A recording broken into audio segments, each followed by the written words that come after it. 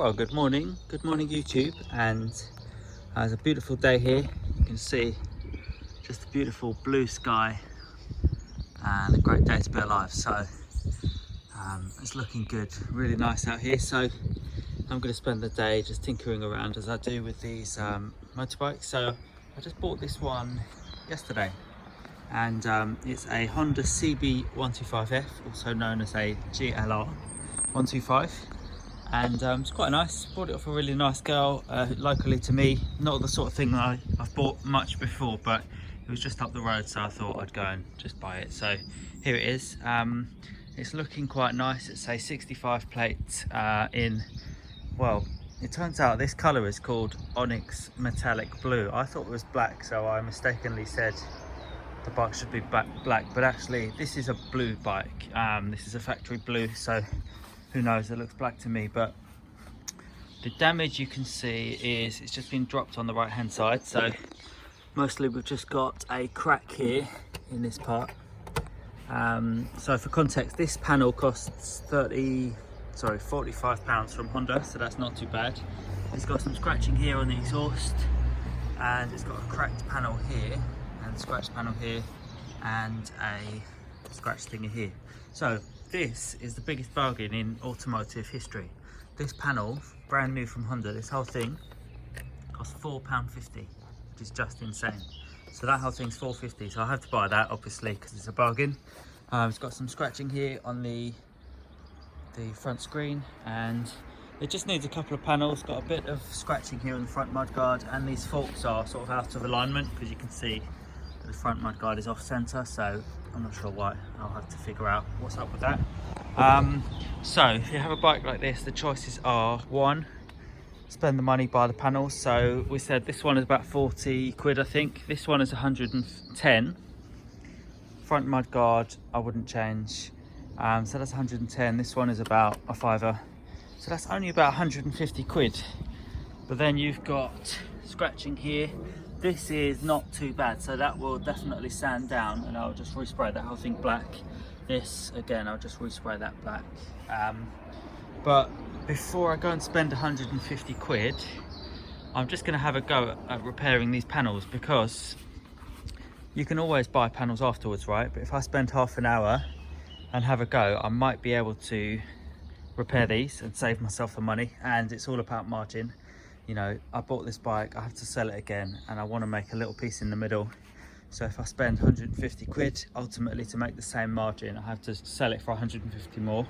And you know, bikes are very price sensitive. So if I put this on the market at, let's pick a number, 800 quid, and you know, it'll sell very quickly. If I put it on 1,000, it won't sell as fast. And for me, I just want it sold, you know, in a couple of days if possible. So I'm going to have a go at repairing these, and I'll be back. So here we are. I've stripped off the parts that are damaged, well, most of them, and these are what they are. So we've got this rear side fairing, which has a crack, and I'm going to just try and fix this. So you can see that it's not too bad, so it's pretty clean. It's not massively scuffed up and stuff.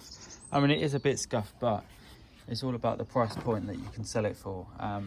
So I will try and repair these. Again, this is cracked, so I want to try to repair this. In the past, with who knows what silicone it looks like, so no idea why that was a good idea. And yeah, these panels are, I may just end up buying them all, but I might as well have a go at fixing them first. So using the term extremely loosely, I'm going to attempt to repair my panel. And what I do is I just heat up a knife like this on my gas stove, hopefully when my wife isn't around. And the name of the game is you just want to melt the plastic. So I'm going to hold this in one hand like a baby, and you just want to take your hot knife, don't burn yourself, which I've done before, and what you want to do is just do some ridges. So like push it in and out, and you want to be forming some ridges as you go. So you want it to look like a ridge surface, because if it's just flat, then you haven't really got much structure to it.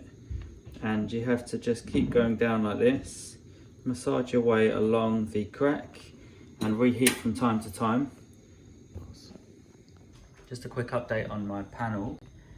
So what I'm doing here is, you can see I've got my hot knife on the stove here, And all I've been doing is I heat the knife up, and then I come over, and I've done this already off camera, but I've just held the panel together really tightly with my hand, sort of hold it like a baby in your arm, sort of cradle it like this and really pull it together. So you want to close up the crack, and then I just take my hot knife and I apply it to the panel.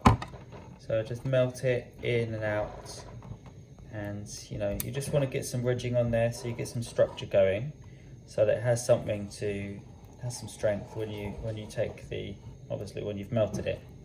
And the reason for this, the reason I'm doing this is you need something, or you need the panel to hold together, and then you can apply fiberglass. So after I finish with this melting stage, I'm going to mix up some fiberglass and just apply it all around this area, and that will hold the panel together really well, really strongly. So that is the plan. And I have my second, you can see I'm in my kitchen. I don't have a full workshop, so I'm just in my kitchen. So I'm going to do this panel now. So for my next trick, you can see that I have completed the stage 1, which is just melting with the hot knife in the last clip. And that just holds the panels together and is a temporary kind of solution, right? That's not a long-term solution because it won't last. But what you can do for a longer term solution is you just get your tub of fiberglass. This you can get from Wilko's. This one's about £6 for this size, or you can get a bigger one which is cheaper per unit. And you have to just mix up your fiberglass with your hardener. So mix it up in your little tub like this, and then apply it, just spread it over this whole area, and it will bond to the plastic and give it a really strong finish. Bear in mind that, you know, ships and yachts are built from fiberglass, so it's very strong stuff. Once it hardens, it will last for a long time and be fine. So you don't need to worry about, you know, thinking that you're doing half a job or something. Yeah, sure, the finish won't be perfect, so these scratches are still here until I, you know, respray them or whatever, and we'll do that later. But structurally, these will be really strong panels, so you're not doing half a job. It'll be really good. So I'm going to mix this up now, and I'll show you in a sec. So I've done my fiberglassing, and you can see it here. So I mean, it doesn't have to look amazing. You can sand it back if you want, but none of this is visible on the bike, so I'm not going to worry about it. So I fiberglassed the back of this panel and this panel, so they will be super strong now. And so the next stage is going to be, I'm just going to take some sandpaper and sand this back, and then I'll spray it. Unfortunately, I don't have the colour matched paint in stock, so what I do have is navy blue and black. So this paint is somewhere in the middle, mostly black and a bit of navy blue. So hopefully I will be able to make it work. So what you do is you just start with, this is 180 grit sandpaper, so start with this, and then I've got this, I just picked this up in B&Q, so you can see it's got the 4 grades. So you just work your way through and use the different grades of sandpaper, end up at 600. When you get to 600, normally it's best to wet sand, so add some water as you go along, wet sand. And then after I've sanded it down, I will just give it a bit of a spray just in this damaged area. And I mean, really I should fill it first, but I think I'm going to just see how it looks with sanding first. So we'll see how it goes. I'm sanding the panel down. You can see I've just had a go with the 240 grit, which seemed to work pretty well. So I'll just show you what I do here. So just don't press it too hard. I can't do it very well because I'm right-handed, but I'll switch hands here, and yeah, you can see that I'm just going to give it some nice gentle circular motions. Don't try and go too hard, and take your time with it. So I'll just do that, and then after you've done the first bit, add a bit of water. So it's called wet sanding, obviously. So just add some water, and we will carry on with the 320.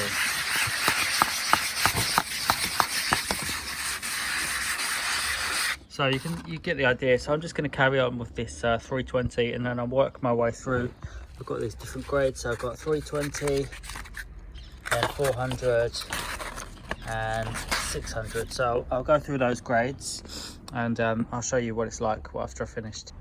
So while the other filler and paint and stuff is drying, I'm just going to set to and respray this exhaust. So I've rubbed it down a bit and it's just a really quick job. So I just used masking tape, brown tape, which is cheaper than masking tape, so no dramas. Just get some heat proof paint from Wilco or somewhere, just give it a few coats. Make sure your masking is working or you'll open up a can of worms of other problems. But for me, I'm not gonna make it too hard on myself. Just gonna do a really quick spray.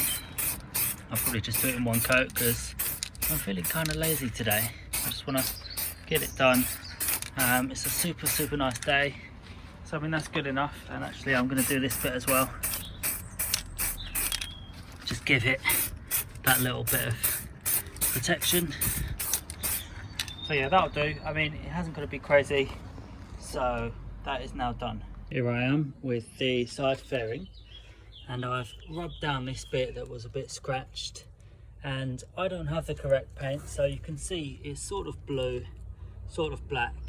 It's the color code is Onyx Blue Metallic, and I just don't have the right paint, so I don't care. So what I'm going to do is I'm going to just use this black paint, which is one I've got lying around, and then I've got this dark blue, and I'm just going to do a bit of black and a bit of blue and hope it, roughly turns out correct. Entered that patch and it looks surprisingly good, so hard to see on camera, but I did like 3 blasts of black, then 2 of blue, 1 of black, and it's all sort of blended in to be roughly a dark blacky blue kind of colour, so I think it'll look fine once it's on the bike. So continuing on here, I have sanded this back and just sprayed it. So the technique was, because I didn't have the correct paint, I just had a navy blue and a black, and you can see there that I sort of just mixed it on the panel. So I've just sprayed a bit of black, a bit of blue, alternating, and just held up the previous panel against it to try and get a rough color match, and it will look fine. Like when it's on the bike, it'll look all right. So that's that one, and then here's the rear panel. So they're done, they're just drying now in the sun. Really nice hot day. This is the exhaust that I sprayed. It's got some water on because I've just washed the whole bike, but it's okay. So once those panels have dried, I will put those back on the bike, and we're still on the same day. I've only worked on this bike for about 2 hours in total, so it's not looking bad at all. So I've given it a clean, and then the next thing I need to tackle is, if you look at the front here, you can see that the mudguard is just off, so it's something isn't straight. So most likely what it will be is that someone dropped this bike, and when they did that, the front wheel has just been pushed out of alignment. So the way to tackle that normally is you just loosen off the 4 bolts, so 1, 2, 3, 4, that hold the forks into the yoke, and then you just push the wheel back to where it should be. Normally that will do it, so it's pretty straightforward. These forks don't look bent, so you can see the line is pretty good. They're just twisted in the yoke, so that should be an easy fix. So I'll tackle that now. So the old trick worked, so I loosened off all of the bolts, the 4 bolts on the yoke. So these 2 at the bottom, you can see 1 here, and there's 2 at the top.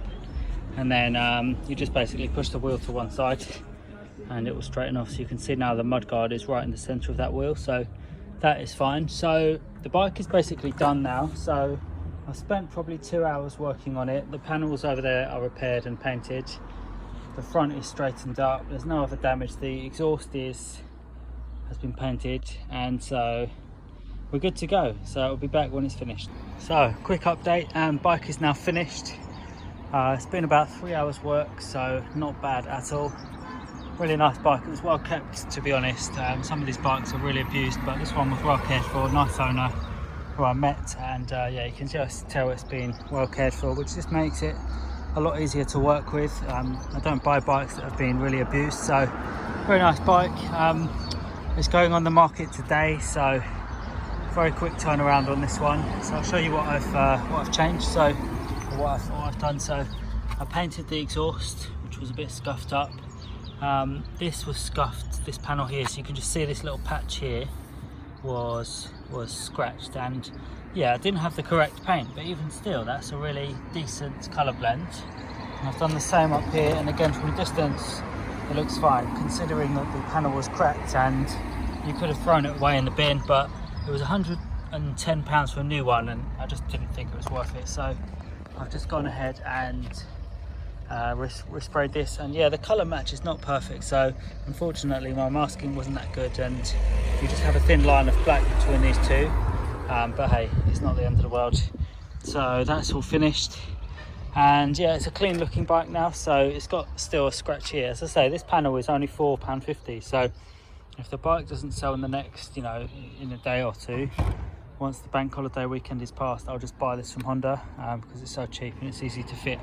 And yeah, it's a pretty good bike overall. It's a nice reliable run around for someone, and somebody will enjoy owning this. It's got a lot of life in it. It's got good tyres, good chains, sprockets, everything. So it's on the market. It will be on Facebook pretty soon. So yeah, I hope you've enjoyed this video. Please let me know how you find this style of content when I'm just sort of documenting the work I'm doing on these bikes. Give me a comment and let me know what you think about what I've done, whether you think it was no good or it's cool, or just let me know what your thoughts are. So yeah, see you in the next one. Got a few more videos coming soon.